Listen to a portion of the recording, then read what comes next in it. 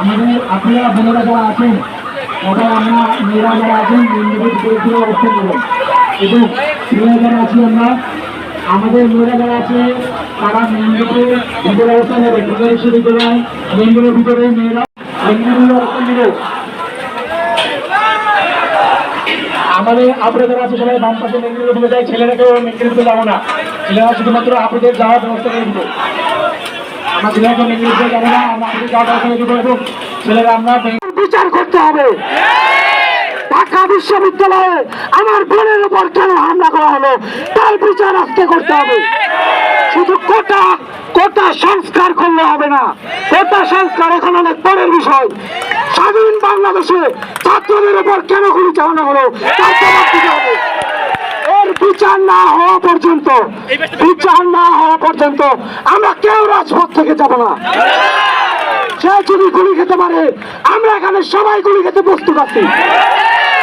কোন রকম ভয়, বন্দুক, হামলা মামলা কোনো কিছু আমাদের দমাতে পারবে না। আপনার জেলখানায় কতজন কয়েদি রাখার জায়গা আছে? বাংলাদেশের লক্ষ লক্ষ শিক্ষার্থী রয়েছে, কারাগারের জায়গা হবে না।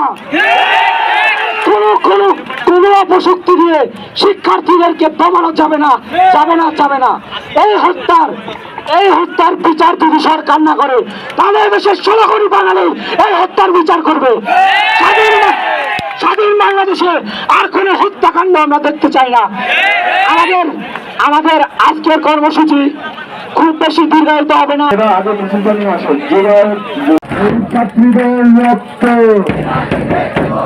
ছাত্রীদের রক্ত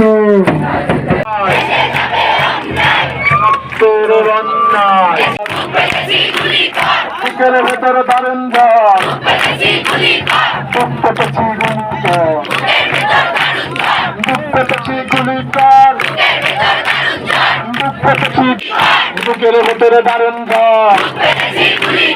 বুকের ভেতরে দারুণ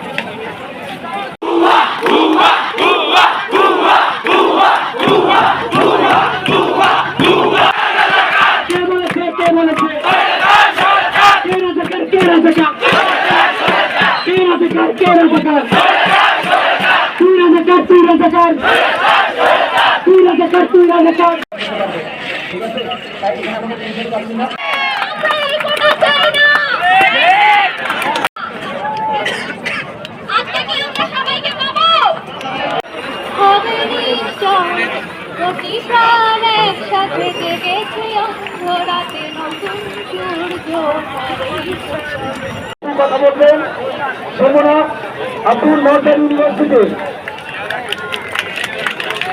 শহীদ হয়ে গিয়েছেন, তাদের কাছে আমরা ঋণী। তারা আমাদেরকে ঋণী করে দিয়েছেন, তাদের রক্তের ঋণ শোধ করা আমাদের ইমানি দায়িত্ব ও কর্তব্য। আমরা কি ঋণ শোধ করতে পারবো? আমাদের জীবন দিয়ে হলেও আমরা তাদের ঋণ শোধ করবো।